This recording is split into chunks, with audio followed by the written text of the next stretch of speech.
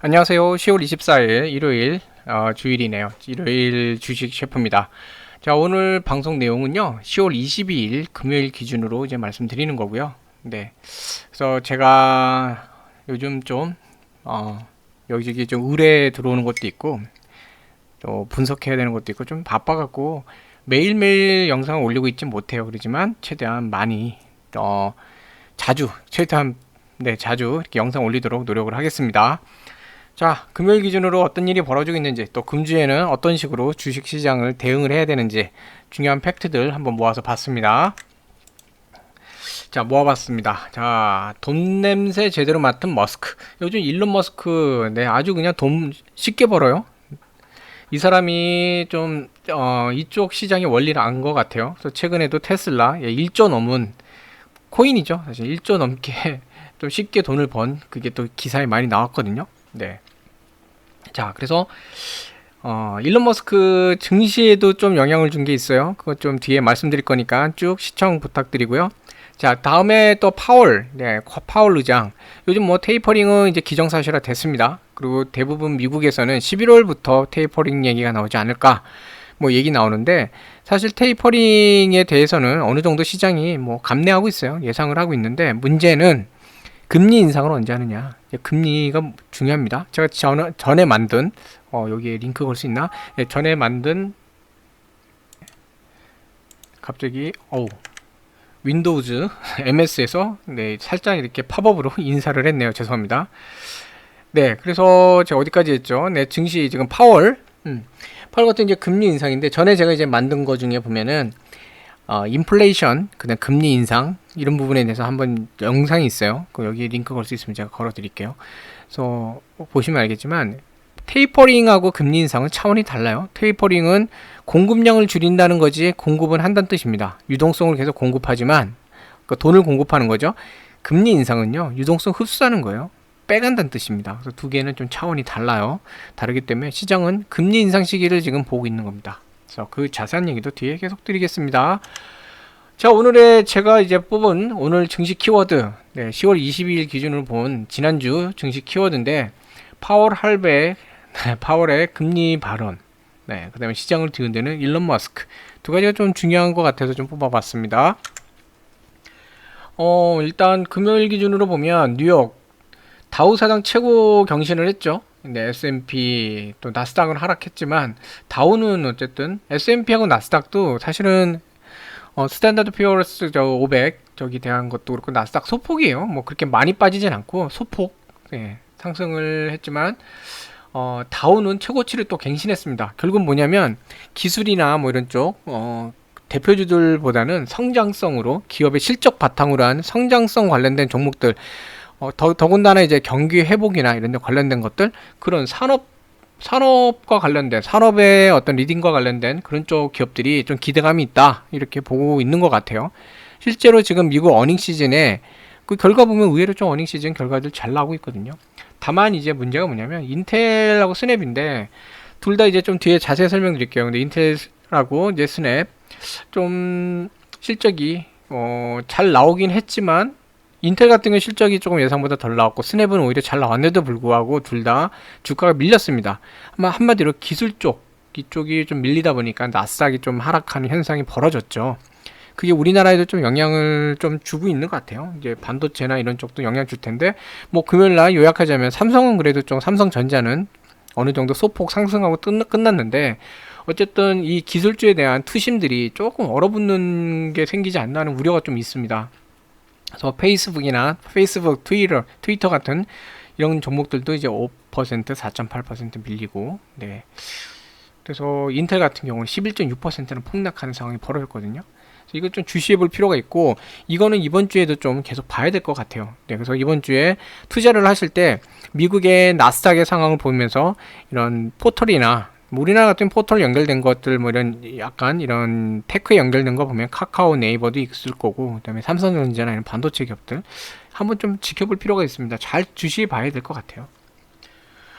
그리고 또 하나 이제 나온 게 뭐냐, 광고 쪽 얘기가 나오는데, 우리나라도 뭐 보면 많이 있죠. 광고 제휴기획부터 해서 여러 가지 광고 회사들이 있는데, 광고 회사에 대해서 이런 얘기가 나옵니다. 이제 미국이에요, 미국. 네, 스냅이 왜 실적이 안 나왔나 보면은 소비자들이 지갑을 열어서 뭔가 사고 싶어 하지만 물건들이 컨테이너선에 갇혀 있으면 그렇게 못 한다.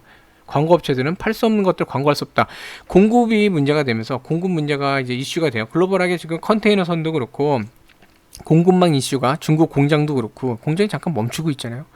이런 공급망 이슈가 생기면서 사고 싶어도 못 산다는 거죠. 그러다 보니까 팔리지 않을 거를 광고할 수 없다 이런 얘기 나오는데 일단 미국 같은 경우는 뭐 LA 항이나 저기 뭐 롱비치도 그렇고 제가 그 영상도 이제 한번 만들어서 공유드렸는데 항구에 보면 배가 몇 주씩 기다리기도 하고 지금 뭐 물동량을 해결하지 못해 갖고 지금 난리예요. 뭐 한국은 그 정도까지 심하진 않지만 어쨌든 뭐 이런 부분들 이런 공급이 원활하지 않으면은 광고에도 이런 식으로 공급이 원활하지 않다 보니까 광고 업체들도 팔 수 없는 거를 광고할 수 없기 때문에 어느 정도 그쪽 영향도 받을 수 있겠구나. 뭐 이런 걸 좀 참고하시는 것도 좀 좋을 것 같습니다. 자, 우리 파월 할배, 네, 중요한 얘기를 했습니다. 일단 연준이 금리 인상에 대한 얘기, 테이퍼링에 대한 거는 거의 기정사실화 했죠. 기정사실화 했는데 이제 금리 인상에 대한 시장의 우려가 있다고 앞서 이제 말씀드렸어요. 근데 여기 대해서 파월 의장이 이제 연준 그 의장이죠. 이제 연설에서 이렇게 얘기를 했습니다. 금리 인상에 대해서는 인내심 유지할 거다. 네, 한마디로 당장 올리진 않을 거야. 이렇게 얘기를 하는 거죠. 네. 그래서 보면은 여기 보면은 금리를 인상할 때는 아니라고 생각한다. 자, 보시면 테이퍼링을 해야 돼. 테이퍼링이 나서야 될 시간이라고 생각하지만 그렇다고 해서 그게 바로 금리 인상까지 가진 않는다. 그러면서 시장을 달랬죠. 그래서 이 부분이 그래도 투심에서는 불안 심리를 어느 정도 가라앉혀 준 게 된 것 같아요. 네, 두 가지 이제 금리 관련 이런 그 유동성 관련된 데서는 두 개의 불확실성이 존재했는데 하나는 테이퍼링. 그건 이제 해소가 됐죠. 어느 정도. 네, 그러니까 테이퍼링 하면 나쁜 거 아니냐 이러신 분도 계시는데 시장은 전에도 말씀드렸지만 불확실성을 더 싫어해요. uncertainty. 어떻게 될지 모르는 상황을 더 싫어합니다. 확실하게 뭔가 나와야 그에 대해서 뭐 하락에 베팅을 하든 뭐 어떤 식으로 베팅을 하든 그 투자 전략을 세우는데 아무것도 모르면요 이게 오히려 전략을 세우기도 어렵고 투심이 더 가라앉아요. 그래서 불확실성 싫어하는데 테이퍼링 이제 공개됐고 그러면서 두려워했던 이제 금리까지도 이제 어느 정도 해결이 되니까 투심은 조금 나아질 수 있는데 어쨌든 투심이 나아지더라도 인텔발 반도체 관련된 부분들 이러기에 대해서는 꼭 나쁘다는 게 아니라 반사 이익을 받는 데도 있을 거예요. 반사 이익을 얻는 데도 있을 거고 아니면 그냥 자체적으로 이 섹터에 대한 투심이 가라앉아 갖고 좀 이렇게 좀 안 좋은 영향 받는 경우도 있을 테니까 그건 좀 잘 확인해 보시면 좋을 것 같습니다. 자, 일론 머스크 1.6조 벌었어요. 비트코인으로. 네. 근데 이 사람이 막 그 트위터나 이런 데다 올리면서 구체적인 가격 무슨 어떤 그 웹툰 사파 같은 거 그림을 올렸는데 거기에다가 보면은 뭐 이렇게 그 비트코인하고 이더리움 가격이 막 써 있는데 아직 도달하지 않은 가격을 막 써놨어요. 그러면서 시세 조정 또 하는 거 아니냐. 근데 미국 증권위원회에서 그 경고 많이 했죠. 일론 머스크한테 자꾸 시세를 조정하는 발언하지 말라고 그랬는데 근데 문제가 뭐냐면요. 벌금이 세지가 않아요. 그러니까 일론 머스크 돈 냄새 맡았어요. 내가 보니까 트위터나 이런 데 좀 하면은 말빨 먹히네. 내가 특히 주식 시장은 좀 어렵지만 코인 시장은 내 한마디면은 출렁거려. 더군다나 자금력도 있어요. 그쵸? 테슬라가 비트코인이 이런 데 투자도 많이 하고 뭐 예전에 도지코인도 얘기가 많이 있었잖아요. 자금력도 있어요. 그러니까 뭐냐면 내 한마디면 돈이 이렇게 확 움직이는 거라 갖고 한마디로 이제 쉽게 돈 버는 방법을 찾은 거예요. 테슬라로서는 흑자를 못 내고 만년 적자로 되게 오래 있었죠. 근데 이걸로 돈 벌면 되겠네. 완전히 지금 돈 버는 게 느낌표가 온 겁니다. 자기의 어떤 소셜에서 파워 그리고 또 어쨌든 현금력 이걸로 갖고 이런 짓을 하는 거죠. 그러면서 쉽게 돈 벌고 있어요, 머스크. 근데 저희 얘기를 뭐 머스크에 대해서 그런 얘기를 하자고 한 게 아니라 중요한 게 테슬라가 그래놓고선 한참 주목을 받는 상태에서 배터리를 갖다가 교체하겠다. 그것도 대용량의 이렇게 좀 효능이 좋은 지금 뭐 많이 쓰고 있는 그런 배터리 이런 쪽 뭐 니켈, 코발트, 망간 이런 뭐 여기 보면 이제 뭐 LCA 니켈, 코발트, 알루미늄이거든요. A 니켈, 코발트, 알루미늄. 그다음에 NCA가 있고 그다음에 NCM에는 M은 망간이에요. 망간, 니켈, 코발트, 망간, 알루미늄. 또 이런 것들을 해서 하이 니켈류 양극재가 들어간 배터리로 이제 고성능의 이제 장거리 주행이거든요. 이걸 많이 써왔는데 중국 애들은 뭐 원래 이제 카피 앤 페이스트잖아요. 얘들 아직은 좀 기술력이 그러다 보니까 리튬, 옛날에 썼던 리튬 인산철 이걸 많이 좀 써요. 그래서 전 세계 95% 중국 업체가 생산해요. 리튬 인산철이요. FP인데 이게 이제 리튬이고요. L이 그다음에 인산철 FP인데 이걸 관련해서 테슬라가 이 리튬 인산철 배터리로 적용하겠다. 근데 이게 언론이 좀 잘못 나간 게 뭐냐면요. 정확한 맥락을 봐야 돼요. 테슬라는 모델이 크게 세 종류 모델이 있는 걸로 제가 알고 있어요. 네, 만약에 제가 뭐 틀렸다 그러면은 얼마든지 이제 댓글로 저를 이렇게 좀 말씀해 주시면 좋을 것 같아요. 제가 알기로는 세 가지의 트림이 있는데 하나는 완전히 그 고사양의 이런 게 있고 중사양이 있고 저가 보급형 사양이 있어요. 네, 그리고 사양이 있는데 저가 보급형 사양에 대해서만 이 LFP를 적용한다는 겁니다. 아직 고가에 대해서는 한다는 얘기가 없어요. 네. 이건 바로 이제 보면 이런 얘기 나오죠. 그 위에 중고가 그 형 모델에 대해서는 하이니켈 배터리 탑재 물량을 계속 유지하겠다는 뜻이에요. 네. 그런 뜻이에요. 그러니까 오히려 뭐냐면 이 중저가에 대한 배터리를 어떻게 할까? 배터리 업체들도 이게 어떻게 보면 불확실성이 있는 거거든요. 해소가 된 겁니다. 그래서 꼭 그렇게 나쁘지만은 않아요. 나쁘지만 않은데 테슬라가 마치 배터리 변경 전체한 것처럼 막 이런 얘기들이 돌면서 이런 배터리주들이 조금 어려움을 겪었죠. 특히 뭐 LG화학 이런 데 같은데. 근데 뭐 그렇게 나쁘다고 보이진 않습니다. 오히려 이제 중고가형 이쪽 배터리가 더 중요한 것 같고, 그 다음에 전 세계 LFP 배터리 탑재 비중이 30% 내외일 것 같다. 그러니까 나머지 뭐 70%는 남아있으니까, 물론 이제 혼자 시장을 먹는 게 아니라 해외 업체들하고 같이 경쟁을 하죠. 그러니까 여전히 뭐 테슬라 내에서도 뭐 뭐죠? 하이니켈류 배터리를 사용하고 있습니다. 여기서 오해가 없으시면 좋겠어요. 전부 다 LFP로 바꾸는 건 아니에요. 네. 그리고 LNF 같은 경우 그런 발표를 했죠. 이런 얘기가 나오고 나서 무슨 발표했냐면 본인들이 이미 LFP도 기술 개발한 적 있다, 경험이 있다. 그래서 만약에 물량 필요하면 우리는 얼마든지 공장 돌릴 수 있다 이런 얘기도 했어요. 네. 자, 그래서 머스크, 네, 파월 할배가 좀 시장을 진정시켜 놨는데 머스크는 좀 배터리에 관련된 그러니까 2차 전지 관련된 쪽을 한번 들쑤셔 놨어요. 그런 날이 있었고, 이번 주도 아마 그래서 배터리 관련된 데들이 투자자들의 호불호에 따라서 좀 많이 움직일 것 같은데, 지난주에 좀 조정폭을 받은 만큼 또 반등이 나오는 종목들이 있지 않을까 하는 생각이 듭니다. 추천 아니에요. 종목 추천이 아니라 그냥 트렌드를 말씀드리는 겁니다. 네. 사실 이제 여기서 가끔 보면은 매도가나 매수가 물어보시고 비중을 확대할 건지 뭐 언제 팔아야 되는지 이제 질문하신 분들 계시는데요. 저는 유사 투자업으로 등록되어 있지 않기 때문에 그 말씀 드릴 수가 없어요. 그 불법입니다. 유사 투자업에 등록이 안 된 상태에서 이제 투자 권유를 하거나 거기에 대해서 알선하면 안 돼요. 그렇기 때문에 저는 이제 종목을 할 때도 그렇고 전체적인 흐름, 네, 이 정도 가격 정도까지는 올라갈 수 있을 거다. 그러니까 종목 분석이에요. 전체 흐름. 이 정도에서는 거래량이 줄고 어느 정도 이제 지지라인이 형성하고 그래서 이 정도까지 반등할 것 같다. 뭐 이런 형태. 그리고 뭐 사업이 어느 정도 이렇게 가고 있는 게 있으니까 그 사업에 대해서 주가가 상승할 여지가 있다. 분석으로 가는 겁니다. 분석. 네, 분석을 하는 거고 권유를 하는 게 아니에요. 그래서 죄송하지만 가끔 이제 그런 질문하시는 분들 계시는데 지금 뭐 매수가 평단이 얼만데 이거를 뭐 추가 매수를 해야 되는지 아니면 언제 팔아야 되는지 지금 뭐 이거 뭐 비중을 늘려야 되는지 뭐 이런 거 질문하시는 분들 계시는데 거기에 대해서는 사실은 조언을 해드릴 수가 없어요. 네, 그럼 좀 양해 부탁드립니다. 자, 미국 어닝 시즌, 자, 좀 뭐 대체적으로 보면은 이제 녹색이 더 잘 나온 거예요. 시장의 기대치보다 에스티메이션, 그 폴캐스트보다 더 잘 나온 거예요. 실제 결과물이거든요. 예측치 이제 결과물인데 실적도 보면은 뭐 좋아요. 빨간 거는 덜 나온 거예요. 네, 여기 보면 덜 나왔죠. 인텔이 보면은 덜 나왔어요. 네, 뒤에서 설명드릴게요. 이유는 스냅도 뭐 좀 덜 나왔네. 스냅도 예, 좀 덜 나왔고 예상치보다. EPS는 지금 높은 상태니까.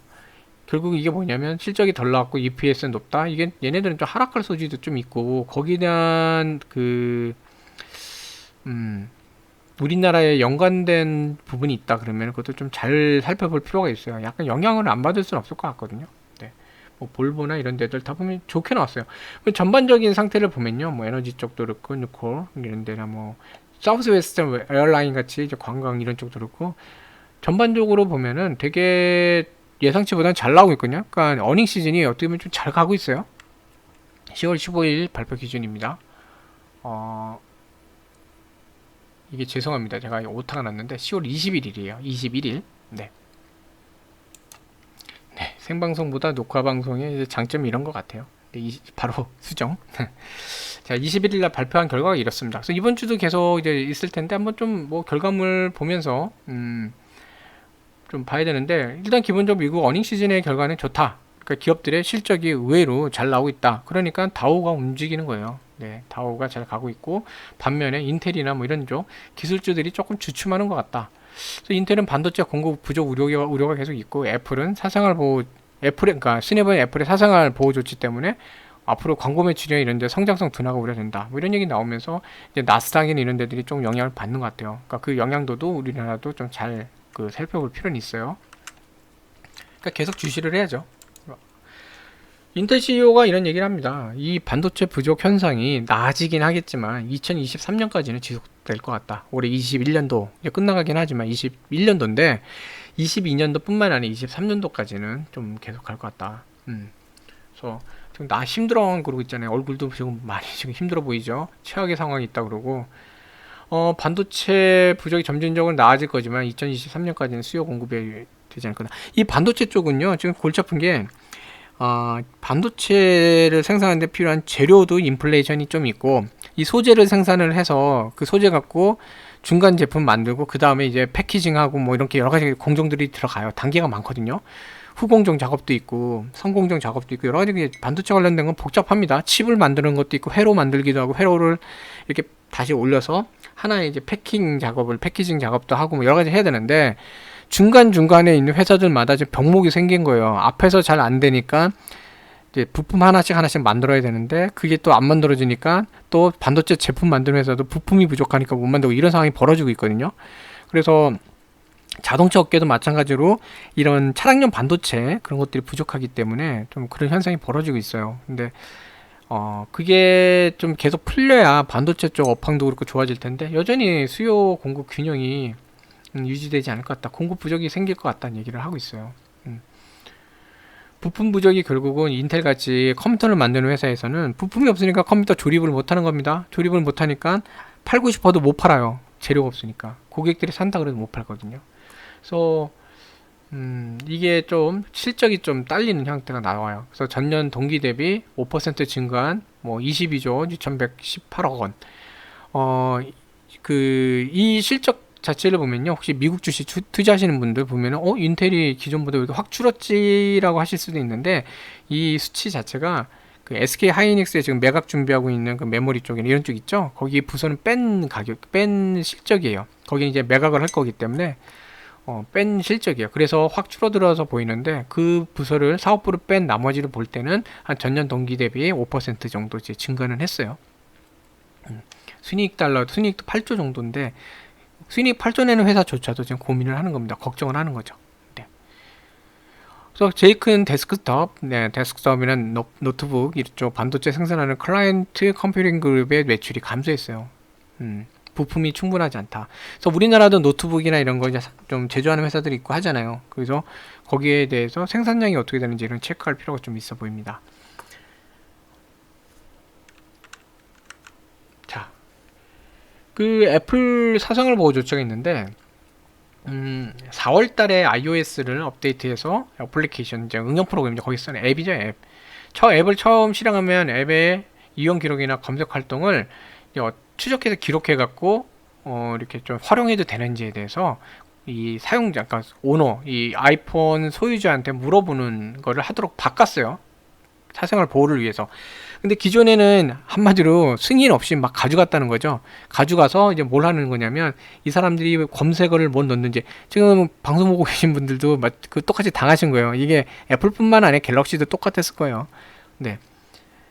그래서 검색 입력하시는 거 또는 어떤 앱을 막 쓰시는 거 이런 기록들이 다 가져가서 거기에 맞춤형 광고를 제시하는 겁니다. 그런 거 혹시 보시고 좀 이상하다 느끼신 적 없으신가요? 예를 들어 뭔가 사실 게 있으셔갖고 아침에 쇼핑몰에서 뭐 쇼핑 그 앱 있잖아요. 뭐 쿠팡도 뭐 이런 데들 앱에서 뭐 예를 들어 가방을 검색을 하셨다. 그래서 가방을 쭉 보시고 나서 했는데 어느 순간 보니까 브라우저를 키거나 뭐 했더니 광고가 갑자기 가방 관련된 그런 게 나와요. 네. 뜬금없이 가방 광고들이 막 나오고 막 검색 몇 개 한 거 있으면 그 검색 키워드에 맞추면 광고들이 나와요.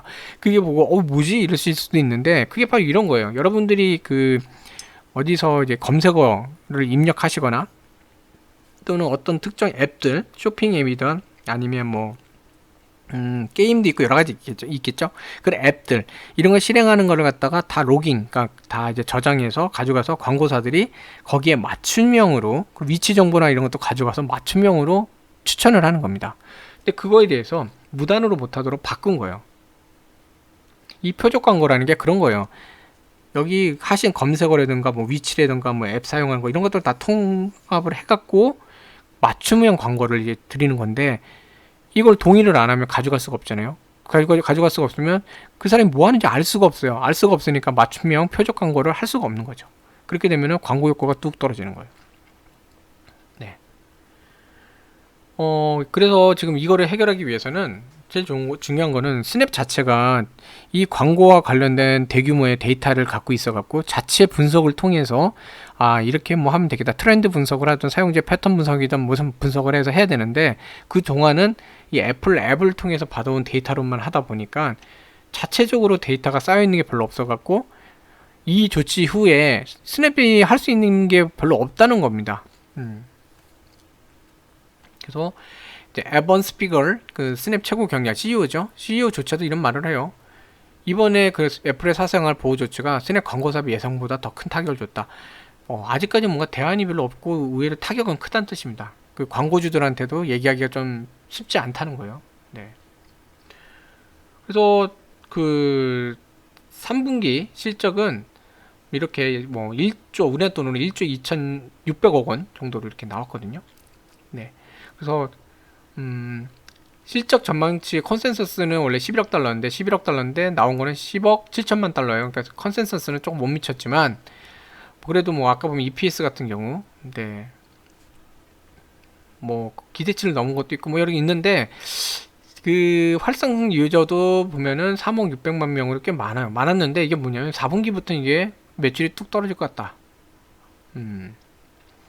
11억 7천만에서 12억 1천만인데 컨센서스는 13억 6천만 달러. 그러니까 더 많이 벌어지는 거예요. 그러니까 점점 이 회사의 어떤 사업이 쭉 이렇게 쭉 떨어질 수 있는 형태가 간 거예요. 여기 주당 순이익이었네. 여기 주당 순이익. 네.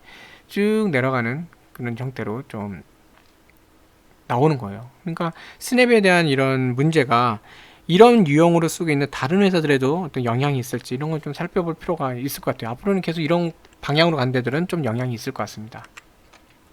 자, 이런 상황이 좀 있었고요. 그래서 이번 주에는 아무래도 광고주도 그렇고 이런 기술, 특히 반도체 관련된 종목들 이런 쪽을 좀 잘 관찰해 볼 필요가 있을 것 같아요. 수급, 네, 공급에 대한 부분들 그런 부분들 좀 봐야 될 것 같고 그래도 이제 그 파월 의장이 어느 정도 시장을 달래놨기 때문에 그 좀 투심은 조금은 개선되지 않을까 하는 생각이 좀 들고요. 그 2차 전지 관련해서는 지난주에 조금 출렁거림이 있었으니까 이번 주에 좀 반등 신호가 좀 나오지 않을까. 올라간 막 상승해서 뛴다는 얘기가 아니라요. 어느 정도는 이제 회복하려는 그 움직임, 주가가 약간은 반등하려는 움직임이 나오지 않을까 생각도 좀 듭니다. 자, 금요일 기준으로 코스피, 네, 뭐 이제는 3천을 거의 지금 지지라인을 삼으려고 일봉이에요. 하고 있고 이번 주 제가 볼 때는 3042포인트 정도를 공략 포인트로 잡지 않을까 싶어요. 3000을 기반으로 놓고 3042포인트 이렇게 잡을 것 같고 한 그 2950 전후 정도까지는 살짝 조정폭이 나올 수 있을 것 같아요. 그러니까 흔들림이 있는 거죠, 약간씩. 특히 2950 한 6포인트 정도 거기까지 살짝 조정이 있으면서 3042포인트 여기 공략하는 모양새가 나오지 않을까. 그래서 파월 의장이 어쨌든 금리 인상에 대한 우려를 잠재우면서 약간 투심이 개선됐으니까 이번 주는 이제 3042포인트 공략을 하면서 투심만 살아나 준다면 3050포인트 공략하는 걸로 나가지 않을까 하는 생각이 들고요. 변수는 2차전지하고 반도체입니다. 이쪽이 좀 반도체랑 2차전지가 좀 변수이긴 해요. 그래서 좀 거긴 지켜볼 필요가 좀 있을 것 같아요. 금요일날 이제 뭐 10분봉을 보면요, 이제 전체 하루의 흐름인데 2996포인트 거기 부분에서는 이제 반발 매수가 많이 들어오죠. 반발 매수가 들어오고 하면서 이제 올라가고, 근데 여전히 뭐 3020을 돌파하기에는 좀 버거웠어요. 네, 좀 버거운 상태였고, 그래서 또 한번 밀려 내려왔지만 다시 한번 올라가면서 이제 3000, 어쨌든 3000에서는 되게 강하게 좀 지지하는 모습을 보였어요. 그러니까 이번 주도 3000은 계속 지지하는 모습 그렇게 하고, 이제 앞서 말씀드렸던 3042포인트를 좀 한번 공략하는 게 나오지 않을까 생각이 듭니다. 금요일날 이제 수급을 보면은 기관은 사고 외인하고 이제 개인이 좀 매도를 했어요. 네. 근데 뭐 외국인 매도량을 보면 2조가 안 되죠. 네, 2조가 안 되고 기관도 뭐 그렇게 많이 늘리지 않았고, 연기금 같은 경우에는 사실 관망세라고 보시면 될 것 같아요. 약간 매도 위에 있었지만 그래도 관망 형태로 좀 갔던 것 같고요. 그다음에 금투, 단기로 보면 금투 같은 경우에는 그래도 이제 코스피 3천은 좀 지지 기반으로 삼아야 되지 않을까 하는 그 형태의 움직임으로 본 것 같고요.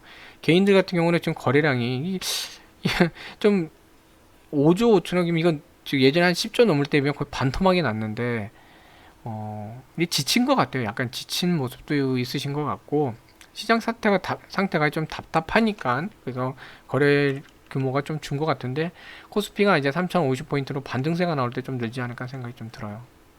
근데 이럴 때일수록 평정심을 유지하셔야 됩니다. 순매수 규모로 보면은 외인들 뭐 지속적으로 이때 이제 매도를 하면서 코스피에 안 좋은 영향을 줬는데, 그래도 이제는 어느 정도 매수에 좀 돌아섰다가 뭐 매도 번갈아 가면서 하고 있고, 아직까지는 뭐 그렇게 매도 위로 강하게 간다고 보기는 어려워요. 아까 보셨지만 전체적으로 거래량을 좀 줄여놓은 상태이기 때문에 일단은 파월 의장 발언도 그렇고 여러 가지 좀 관망한 상태에서 좀 멈춘 날이라고 볼 것 같아요. 보면 되실 것 같고, 월요일 날 어떻게 나오는지 좀 봐야 될 것 같아요. 그래야 이제 한 주의 흐름을 좀 볼 수 있을 것 같고, 금융투자 같은 경우 최근에는 이제 좀 많이 사고 있는데, 이거는 코스피가 그동안 좀 조정을 받고 이렇게 내려오다가 최근 며칠 지난주 며칠 3000포인트 위에서 이제 지지 기반 형성하니까, 그 지지 기반 형성하면서 3050으로 반등 포인트로 가질 수 있지 않을까 하는 단기적인 흐름으로 보는 것 같아요. 그래서 그런 맥락에 이번 주는 3042포인트 정도를 이제 좀 목표로 삼고 있지 않을까 하는 생각이 좀 듭니다.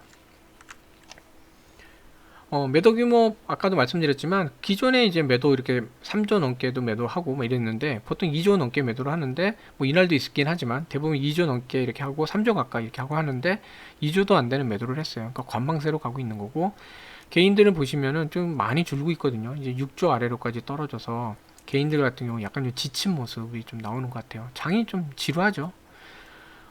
기관들 같은 경우에는 금투도 좀 매도량 많이 줄었죠. 그러니까 지금 반등 포인트 잡는 것 같고, 연기금도 그동안 지수 방어를 많이 해줬어요. 그래서 방어한 상태고, 매도량은 뭐 여전히 1조 아래로 떨어져 있는 상태고, 그래서 아까 전에 제가 좀 관망세로 있지 않나고 말씀드린 겁니다. 자, 매수 규모, 개인들 최근에 보면 매수 규모가 뭐 한 이틀 연속으로 6조가 안 돼요. 그만큼 좀 아직은 지켜보는 거고, 3050포인트쯤 이렇게 올라가면서 뉴스 나오고 이러다 보면 늘 것 같아요. 그때쯤. 그 외인들 자체도 보면은 최근에 그렇게 보인 게 거의 없거든요. 근데 2조가 안 되는 매수, 네, 거의 본 적이 없어요. 그만큼 금요일에 어쨌든 숨고르기 하면서 좀 봤던, 지켜본 상황이라고 좀 보시면 될 것 같아요. 네, 금요일날 투심은 크게 관망, 일단은 한번 지켜보자, 네, 이렇게 간 것 같습니다.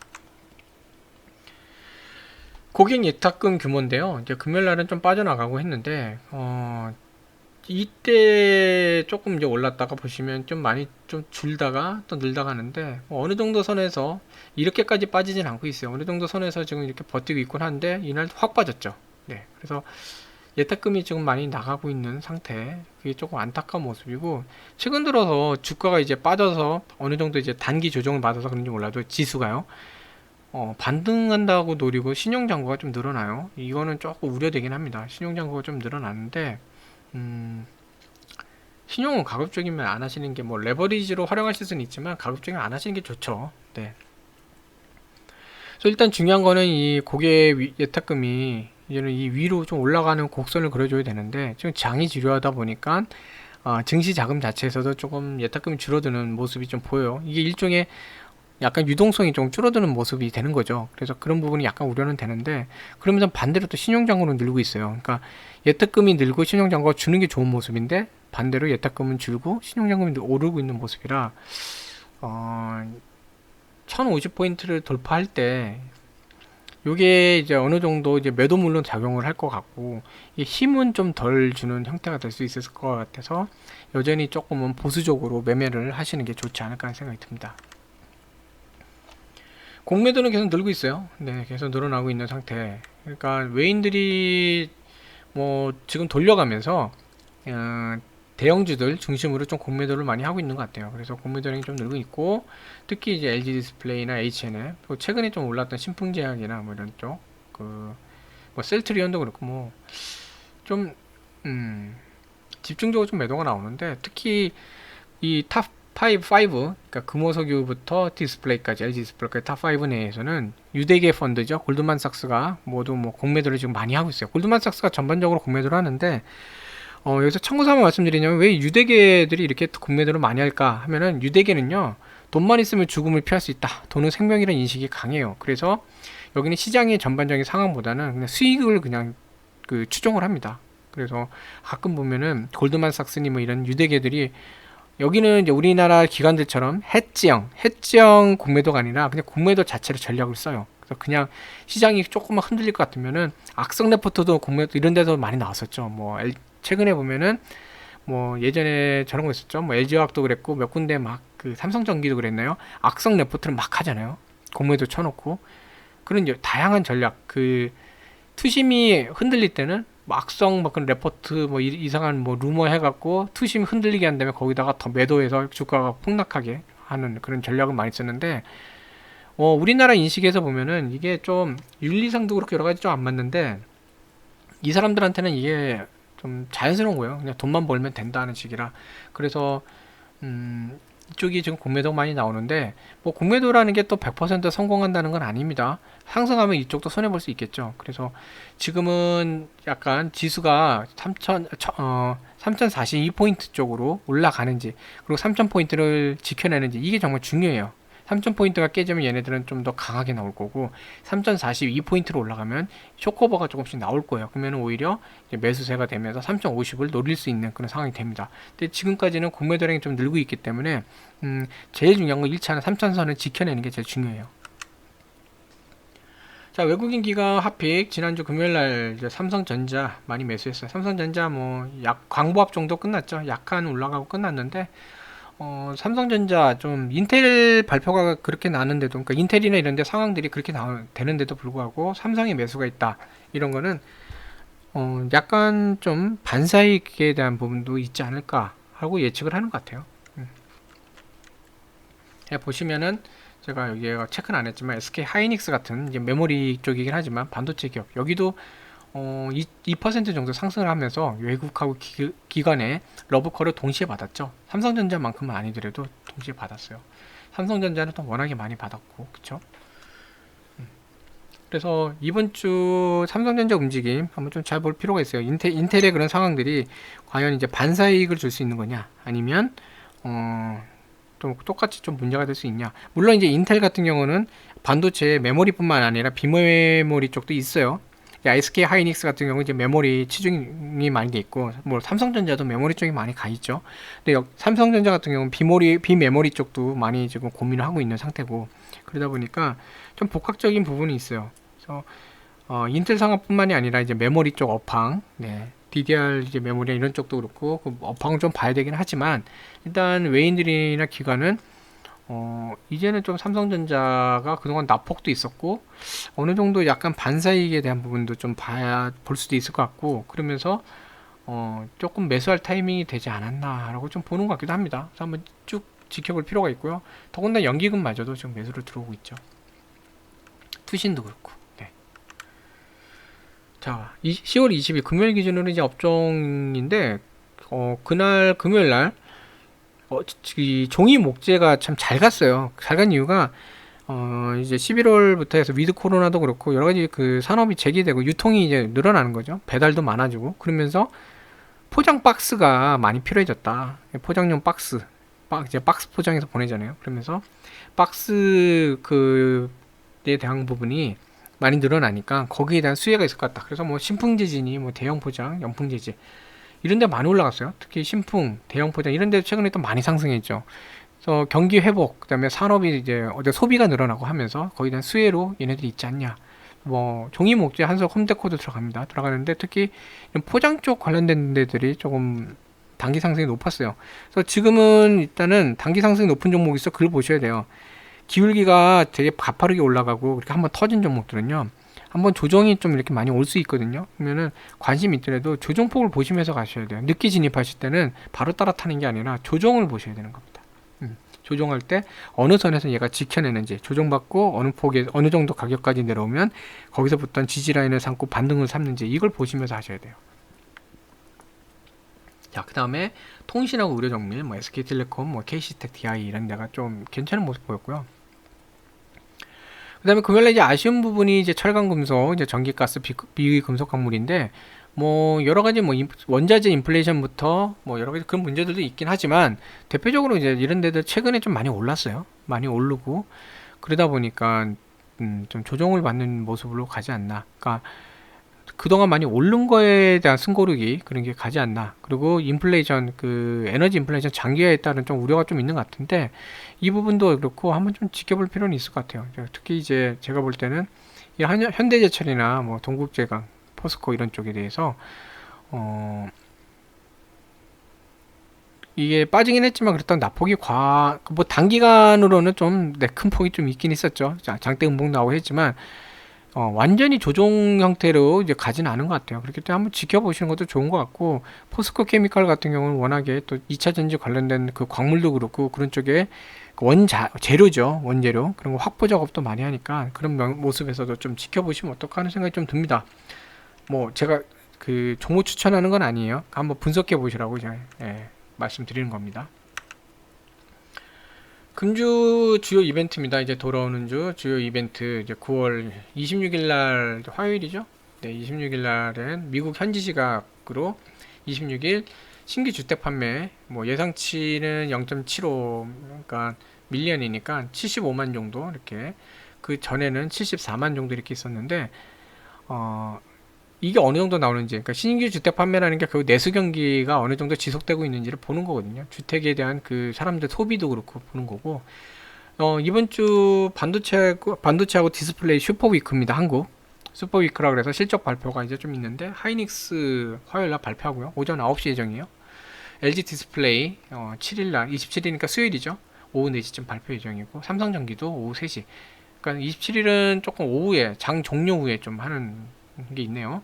28일 날 이제 목요일이죠. 삼성전자 오전 10시 예정이에요. 실적 발표가 있고요. 27일 같은 경우는 이제 미국 내구재 주문 쪽 관련해서 보시면 예상치 자체도 좀 하락을 할 거라고 좀 보고 있는데 발표가 있고, 그다음에 3분기 경제 성장률 이전에 비해 많이 떨어지고 있죠. 그만큼 미국 경제 성장에 대한 우려도 좀 있는 상황이거든요.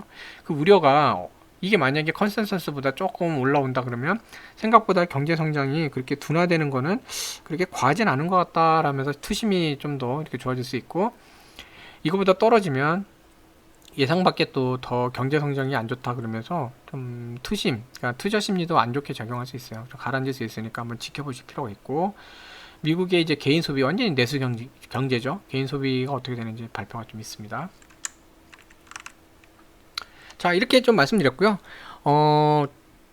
어쨌든 뭐 이런저런 일이 좀 많은데 금주에도 다사다난한 게 좀 있을 수도 있을 것 같아요. 여러 가지 좀 민감한 발표들도 있고, 더군다나 이제 다사다난이보다 좀 변동성이 있을 것 같아요. 죄송합니다. 좀 표현을 바꿀게요. 다사다난은 좀 안 좋죠.